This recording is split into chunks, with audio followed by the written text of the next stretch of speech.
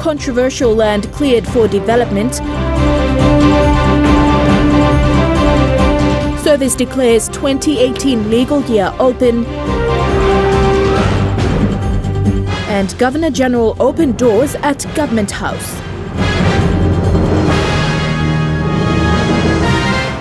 This is National MTV News with Helen Sayer. Good evening and thank you for joining us for Monday's news.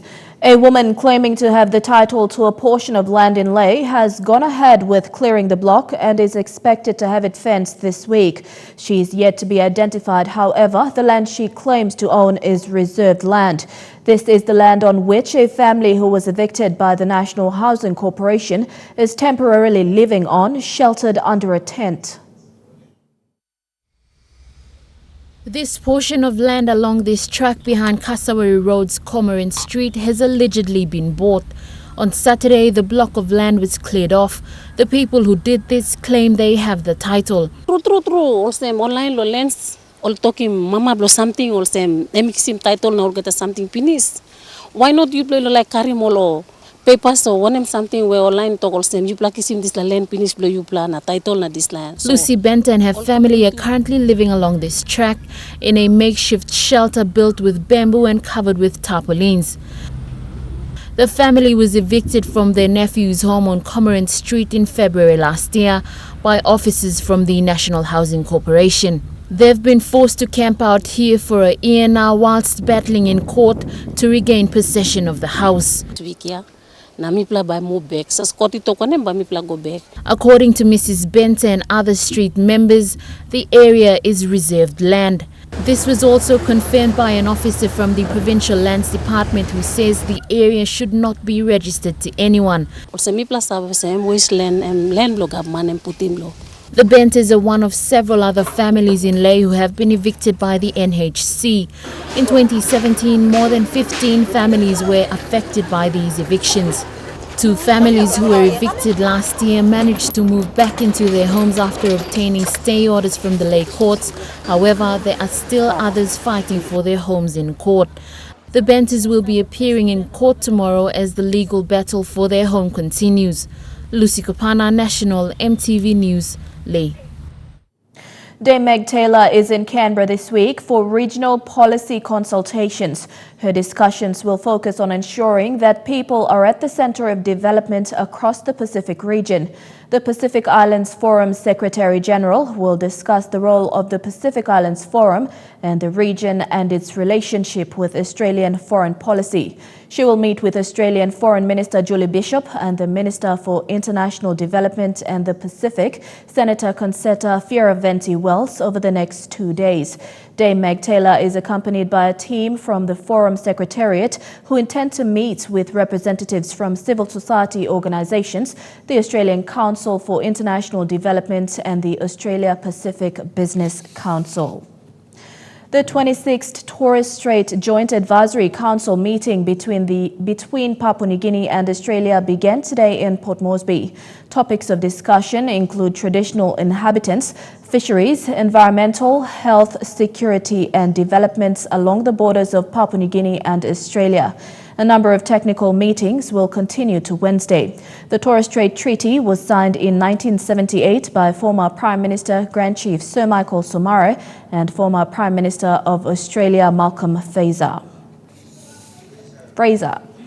Each year, the legal fraternity gathers for an ecumenical service to officially begin proceedings for the legal year. Today, the Bethel Tabernacle of Praise was host for this year's service for the National Capital District.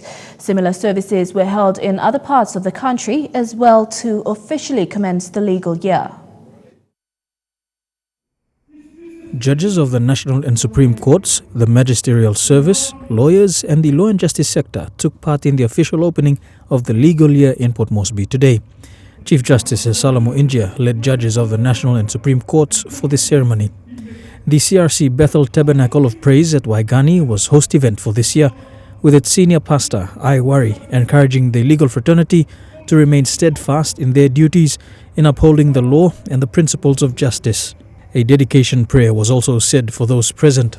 And today we humbly come to you and we bring all our judges, and all our lawyers and the magistrates and the workers into your good hand. Following the official opening today, a ceremonial sitting is expected to be held in March to welcome new judges to the national and supreme courts. Among them, the first African to be appointed to the country's high courts, Professor Justice Oagile Bethwell, who is expected to be sworn in this week by Governor General Sir Bob Dadai. Similar services were also held in other centres where resident judges are based to begin the legal year for 2018. Merabatulo, National EMTV News. Madang resident Judge Justice David Cannings acknowledged the health system for its role in assisting the justice system in the country. Justice Cannings says courts rely on medical officers, in particular doctors, as most court cases cannot be conducted without a medical report. He says there are cases where courts have to make orders so that inmates are protected or are getting the help they need. Justice Cannings further stated the community and the justice system also need medical officers or workers to educate us on our health and lifestyle. The Madang resident judge made the remarks during the opening of the legal year at Riwo village in Madang yesterday. The program was witnessed by members of the law and justice sector, including police and CS officers, the Madang governor and members of the community. The Governor-General of PNG, Grand Chief Sir Bob Dadai, officially launched the 2018 operations at the Government House today. With APEC just around the corner, the Governor-General and his staff are ready to take on their responsibilities on behalf of the independent state of Papua New Guinea. This year marks Sir Bob Dadai's second year as the 10th Governor-General for Papua New Guinea. Today saw the official launching of operations for 2018 at the Government House. Governor-General is ready to take on 2018. The interest of the nation in the best way possible. And so to do that, we recommit ourselves to the Lord. We have gone through 2017 through these fellowships, every lunch that we had, and all the work has already commenced. The work continued, but we was coming back to work again, Lady and I. We decided that we recommence our operations with a dedication service. Grand Chief Sir Bob Dadai stated that he will maintain his role as the head of state. He will be attending to his duties of signing of instructions, appointments of department heads, and accreditation. The resolutions that are passed by Cabinet or by the government by way of the decision that is made at the floor of Parliament, and all those things that need certification from me before it is gazetted, it comes. So decisions would also involve appointments of department heads and appointment of judges, the appointments that are normally done by the government through cabinet. And so one of my roles is to sign those papers. This year already looks busy with so many invitations awaiting his response, one of which is attending the Commonwealth Games. The Commonwealth Games in Gold Coast to be hosted by Australia. I was invited by my colleague in Australia, Governor General of Australia, in his visit last year. He invited me to, as an official visit to Canberra, and then later we proceed to Commonwealth, opening of the Commonwealth Games in April, beginning of April. So. Lilian Sopera Kinea, National EMTV News. You're with National EMTV News. We'll be back with more stories after the break. Stay tuned.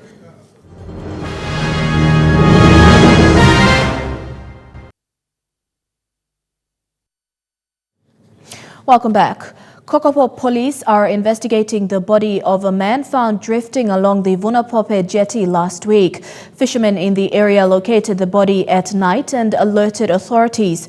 Eyewitnesses say the corpse may have been drifting at sea for several days due to its dilating state. The man, believed to be in his late 20s, had multiple stab wounds to his chest and a missing hand and eye. His locality and cause of death is still uncertain, as police are yet to release an official statement. Discussions are underway between the East New Britain provincial government and the national government to grant financial autonomy to provinces. Intergovernment Relations Minister Kevin Isifu was in the province over the weekend to discuss the possibilities of granting financial autonomy. Mr. Isifu says his ministry will be making submissions to the national government so that selected provinces can control their own finance and build their own economy. This comes following ongoing pleas from various provincial governments to relinquish the financial powers to their provinces.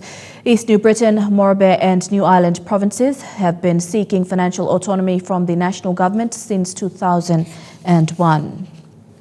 Parents of students attending the Papa Primary School came out in full force this morning for a clean-a-thon at the school grounds.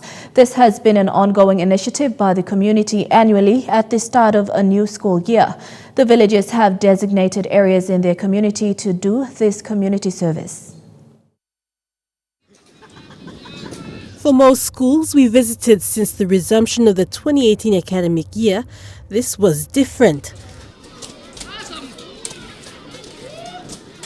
Parents and guardians of students were busy working while their kids were busy in the classroom. The initiative came about by Ward Councillor Tarata Gita. For this year, the first government day work is at our Papa Primary and Elementary School.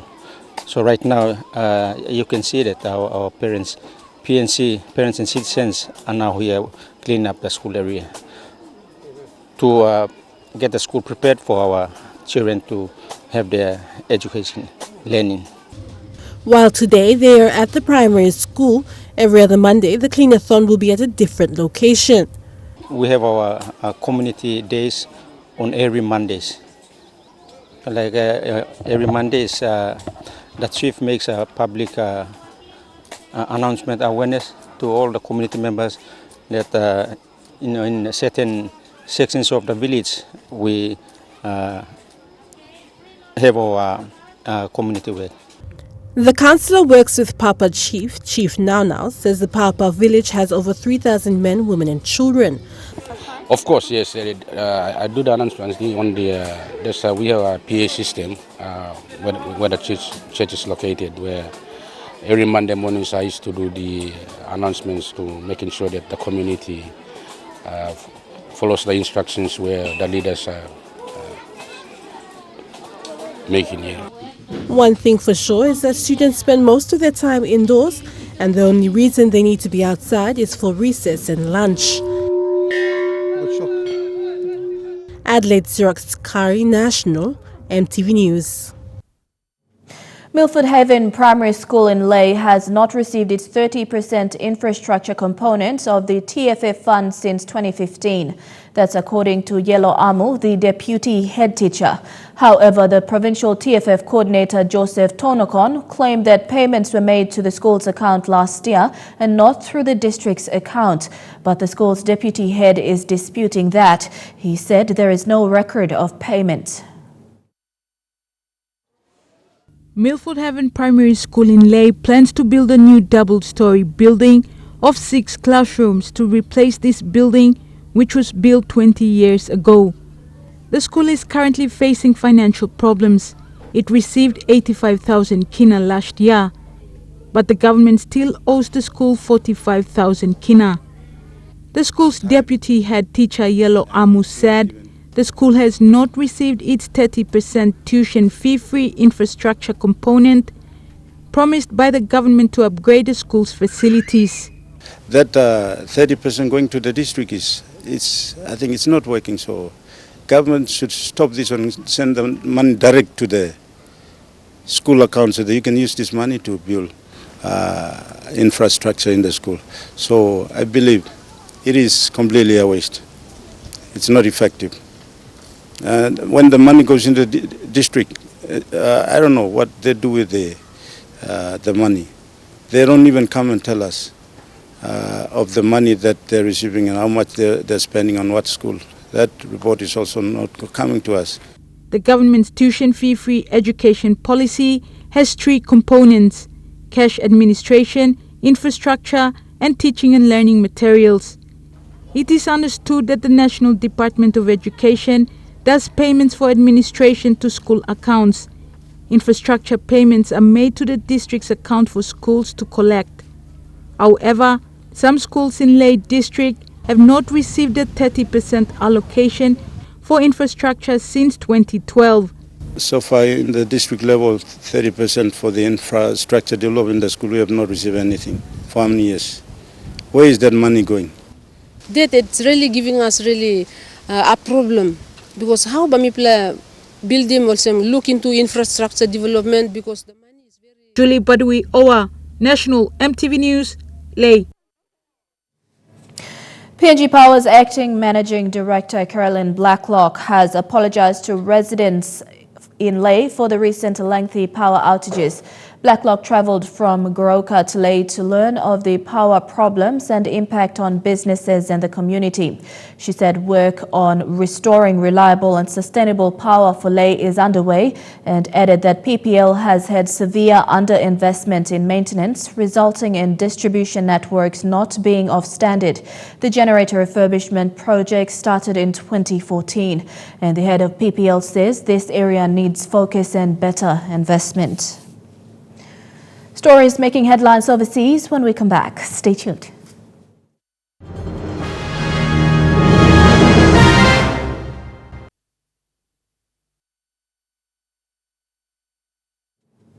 Welcome back to the news. Turning overseas, another deadly train crash in the U.S. is raising concerns about the safety of traveling by rail. An Amtrak train collided with a freight train in South Carolina that happened early on Sunday. 2 train employees were killed and 116 people were injured.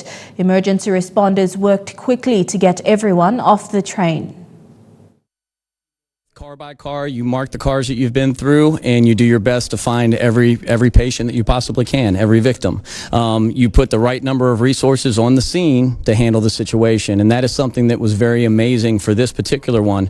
We had so many resources on the ground that allowed us to affect the operation seamlessly. And investigators now have a clue as to what apparently caused that crash. NTSB brought out a whiteboard to diagram the fatal mistake that led to this crash. As he explained it, a switch on the track was locked with a padlock in the wrong direction, diverting that Amtrak passenger train from the main track onto a siding track and squarely into the freight train.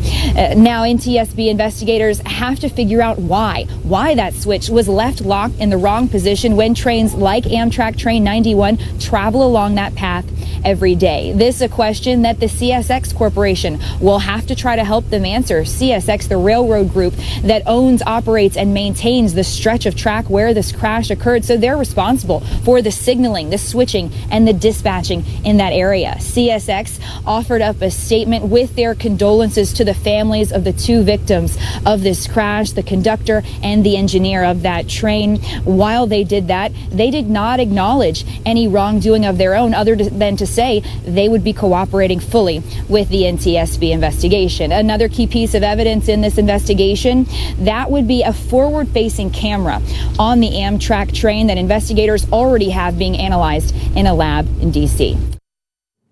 The political wranglings in the U.S. continues, and the furor in Washington over the Republican memo critical of the FBI shows no signs of letting up. It's expected that another memo will be out this week, this time from the Democrats' point of view. The Republicans' version claims the FBI abused its surveillance authority to target a Trump campaign advisor. Claims the FBI abused its surveillance authority to target a Trump campaign advisor. CNN's Boris Sanchez has the latest reaction. We heard from several Republican lawmakers, some of them on the House Intelligence Committee, contradicting the president outright over the weekend. The president was active on Twitter saying that the Nunes memo vindicates him and proves that the Russia investigation is nothing more than a witch hunt. On Saturday night, the president also tweeted portions of a Wall Street Journal editorial that supposed that there are political actors within the Department of Justice and the FBI. We also heard from Donald Trump Jr. on Saturday night, who was on Fox News saying that the release of the Nunes memo is like sweet revenge for him and his family. Despite that, these Republican lawmakers, again, are contradicting the president, saying that the Nunes memo has nothing to do with the Russia investigation and should not prevent Robert Mueller from continuing his work. I want to play some sound for you now from South Carolina Representative Trey Gowdy. Listen to what he had to say. The memo has no impact on the Russia probe. Not to me, it doesn't, and I was pretty integrally involved in the drafting of it. There is a Russia investigation without a dossier. So to the extent the memo deals with the dossier and the FISA process, the dossier has nothing to do with the meeting at Trump Tower. The dossier has nothing to do with an email sent by Cambridge Analytica. The dossier really has nothing to do with George Papadopoulos' meeting in Great Britain.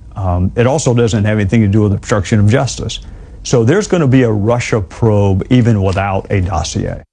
Now, that statement coming from Trey Gowdy is especially significant because, even according to Devin Nunes, he's the only Republican on the House Intelligence Committee that has actually seen the raw intelligence, the raw data that led a FISA court judge to allow the FBI to surveil Carter Page. So if anyone knows the validity of the Nunes memo and its implication on the Russia investigation, it would be Trey Gowdy. Now, Democrats are pushing for the release of the so-called Schiff memo, their rebuttal to the Nunes memo, which they say provides more information and more context and contradicts portions of the Nunes memo. We could see a vote from the House Intelligence Committee as early as Monday for its declassification. What is unclear now is whether the president will allow for that memo to be declassified the way that he did for the Nunes memo. Boris Sanchez, CNN, traveling with the president. To take us to Choukai sports, more than 150 million people in the U.S. watched the Super Bowl today, with the Philadelphia Eagles upsetting the New England Patriots. The American Super Bowl is big money business. Advertisements at halftime cost up to $7 million every 30 seconds. What goes around comes back around. Justin Timberlake was back on the Super Bowl stage for a second time. And this time, no Janet Jackson or Nipplegate. 14 years on from that infamous wardrobe malfunction, this time Timberlake was joined briefly by a projection of the late pop star Prince. With a global TV audience of 150 million viewers, this will help sales of Timberlake's new album. And advertisers also look to cash in despite paying $7 million for every 30 seconds. They were led by an unlikely contender, this trailer, hinting at a reboot of the legendary Australian movie Crocodile Dundee. The clip, featuring Australia's biggest Hollywood superstars, soon revealed as a tourism ad for Aussie. This isn't a movie. No. Then there was Tyrion Lannister from Game of Thrones spitting fire with Doritos. Any little thing and then I think that he be doing because it doesn't matter because I'm gonna it. Morgan Freeman completing the Song of Ice and Fire. I told your mother, y'all can stop me now. The Star Wars franchise dropping a teaser for its latest film, Solo. I'm gonna be a pilot.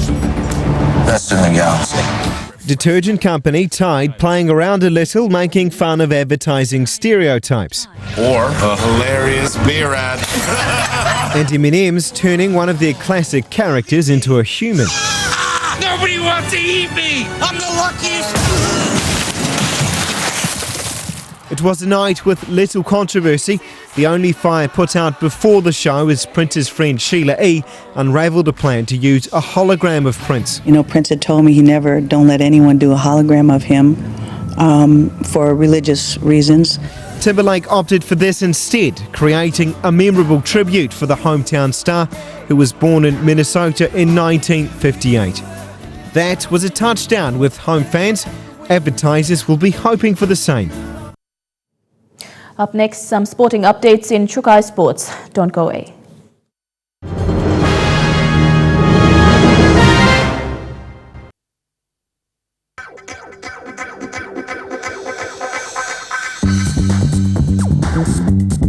Choukai Sports.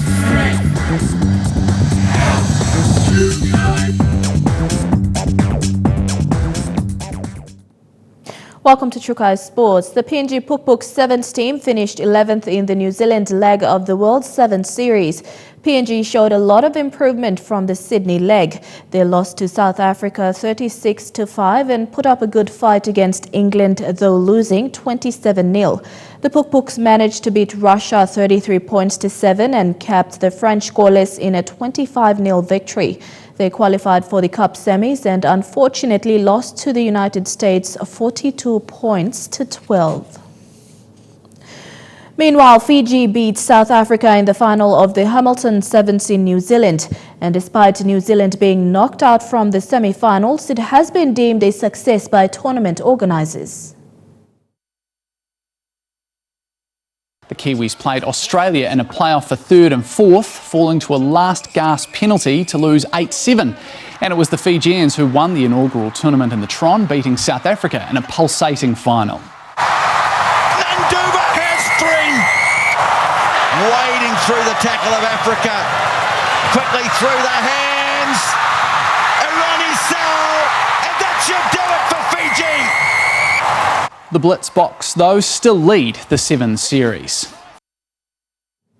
To snooker, Marcus Ning dominated the Port Moresby and PNG and men's major snooker title, as well as racking up multiple individual awards over the weekend. Hane Vayake took out the women's handicap titles and Helen Samuel scored the highest break. Marcus Ning won the 2017 Port Moresby Snooker Open titles with the highest break of 54 points, while his rival Ong Beng Huat finished runner-up of the event. In the NGCB PNG Women's National Snooker titles, familiar faces Hane Vaike defeated Helen Samuel in the finals to take the trophy. Perpetua Milliken received the Plate Award and former champion Geward John scored the highest break of 27. Marcus Ning again defeated longtime rival Dijong Fong in the BSP 2017 PNG Men's Major Snooker titles, claiming the top prize, while Gamu Miria was the plate winner and Fong scored the highest break of 50 points. Ikupu Ovia and Warren Guy won the men's minor titles and PMMI 2016 Handicap Challenge respectively. Young Harry English got the Best Junior Awards in both competitions. In the other events, the 2017 PMMI Premier A, B and C grade corporate snooker competition saw PMMI Top Shooters, Rapid Response Dragons, PMMI Tourers and BPNG Cannons nailed the minor premiership title. The awards were presented in categories: the champion team, champions, runner-up team, as well as the individual runners-up and best player awards. The night concluded with the recognition of event sponsors and the media. Shane Saroya, National EMTV Sports. Construction of the Sir Hubert Murray Stadium in Port Moresby is set to continue and will be completed by the end of the year. This was confirmed by NCD Governor Poes Pakop. 40 million kina has been secured for the completion of the facility. It was a public-private partnership between NCDC and Curtin Brothers, but after the passing of the late Mick Curtin, construction stopped. Machinery has been moved back into the stadium to begin work. The new Sir Hubert Murray Stadium will seat 20,000 once completed, at a total final cost of 152 million kina. 3 stands have been built, while outstanding work includes a 6-story main grandstand that will have corporate and VIP boxes, restaurants, and a gymnasium. It will be utilized by a variety of groups, from sports to corporate and national events, including the Hiri Moale Festival. The stadium, once completed, will be managed and run by NCDC. Elijah Levet, National EMTV Sports. Choukai Sports continues after the break. Stay tuned.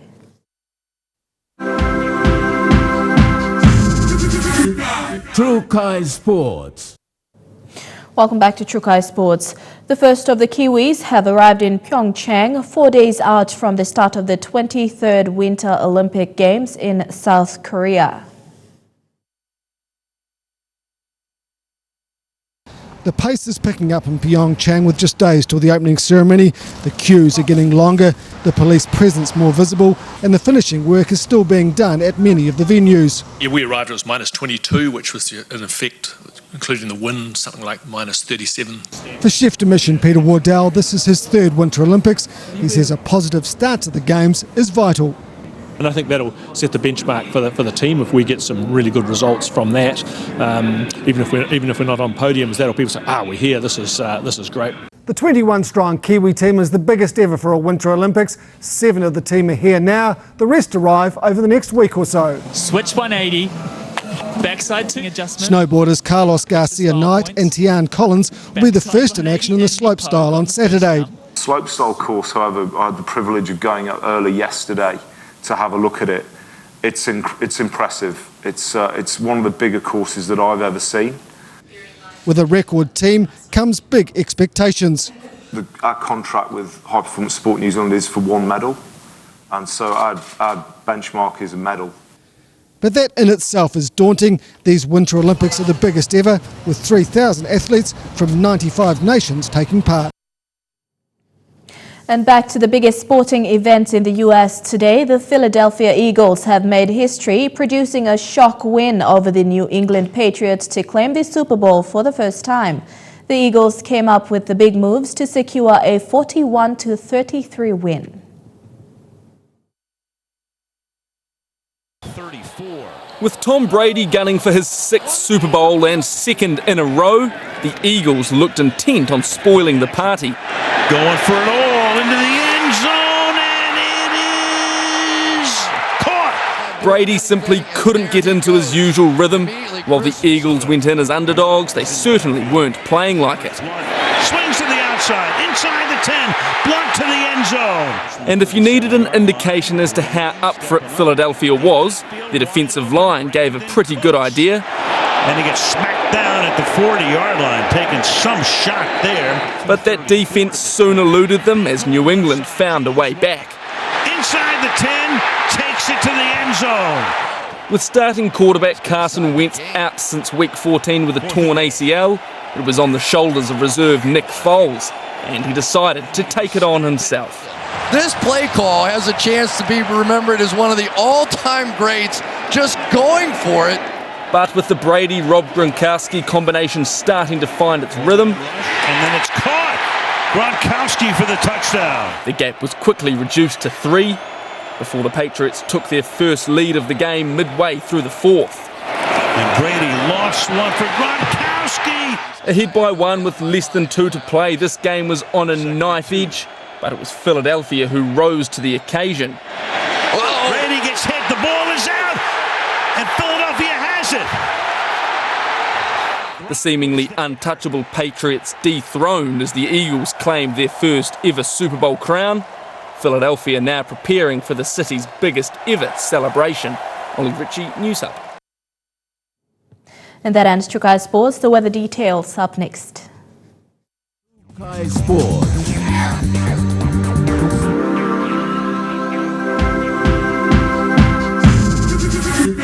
Choukai Sports. The weather details were proudly brought to you by Dulux, celebrating 50 years in PNG and the only paint made in PNG.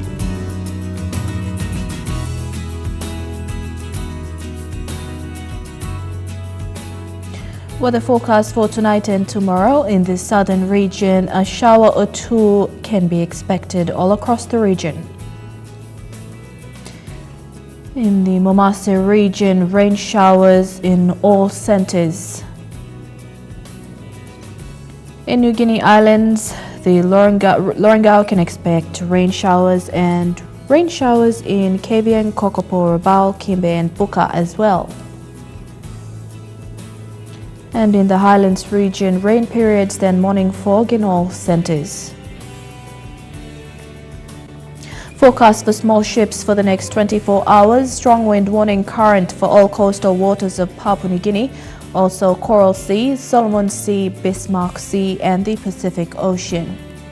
Waters of southern PNG, Indonesian border through Torres Strait and Daru Kiwai Island to Kerama, Yule Island to Hood Point, Samarai Island with waters of eastern and western Milne Bay Islands, waters of Samarai Island to Cape Vogel to Finschhafen with waters of Bogia to Wewak, Aitape to Vanimo on northern PNG Indonesian border and with waters of Manus and its western group of islands, seas of 2 to 2.5 meters. Waters of Finschhafen to Vitia's Dampier Straits to Siasi Island to Long Island, Medang to Bogia and with waters of New Ireland to New Britain to Bougainville, seas of 2.5 to 3 meters.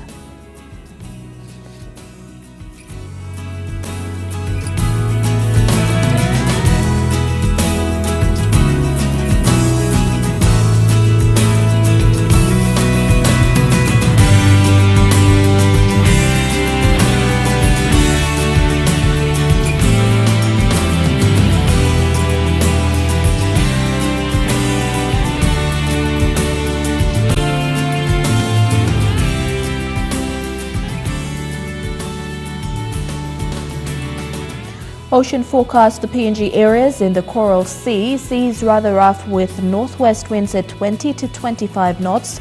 In the Solomon Sea, seas moderate to rough with northwest to southwest winds at 20 to 34 knots. In the Bismarck Sea, seas rough with northwest winds at 25 to 34 knots.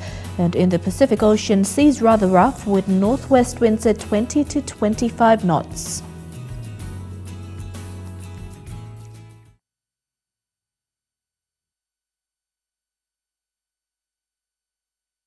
The weather details were proudly brought to you by Dulux, celebrating 50 years in PNG and the only paint made in PNG.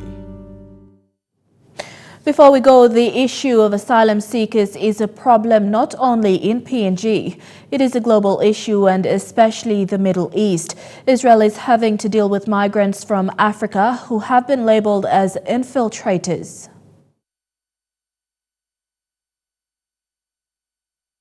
Most are from Eritrea and Sudan, two of the biggest sources of refugees in the world. Fleeing war and poverty, they traveled north through Egypt, turning east to pass through Sinai. More than 1,000 crossed the border into Israel each month until the Israeli army sealed the route with a fence in 2013. The Immigration Authority here says it has received more than 50,000 asylum requests in the last decade.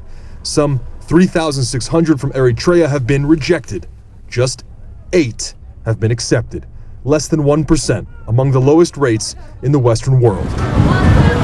Israel calls them infiltrators. We are not acting against refugees. We're acting against illegal migrants who come here not as refugees but for work needs. Israel will continue to offer asylum for genuine refugees and will remove illegal migrants from its midst. South Tel Aviv is ground zero for this fight, and Shefi Paz, a grassroots activist, is on the front line. We feel here completely strangers. And it's a kind of occupation or invasion. We stroll around her neighborhood at night. The polished shine of the tech hub glimmers in the distance. She says this no longer feels like Israel and wants to see these recent arrivals return to their countries, the vast majority from countries the U.S. labels human rights violators. I really need a Jewish country, and my parents were Holocaust survivors. That's my conclusion from the Holocaust. Not that I have to give a home for the world, but that I need to fight for my country. Others draw a different lesson from the Holocaust. Reut Michaeli works to help Africans apply for asylum. Her parents entered British Mandate Palestine in 1941, illegally. She says a nation built by Jewish refugees cannot turn away others. Israel was one of the initiators of the Refugee Convention, and the fact that Israel will deport people to a third country without taking even a little piece of responsibility is not moral, not to mention that it's against our Jewish values as a refugee nation. In nearby Levinsky Park, I meet Awet Asheber from Eritrea. This is where Israel first brought many of those fleeing Eritrea and Sudan. Even after 10 years in Israel, Asheber's goal has never changed. Tomorrow, the next day, it doesn't matter when. The day our country has peace, we will go back. That's what we're waiting for, but no one is going to bring us peace. As Israel has pressured these families to leave, peace has been hard to find here in the promised land.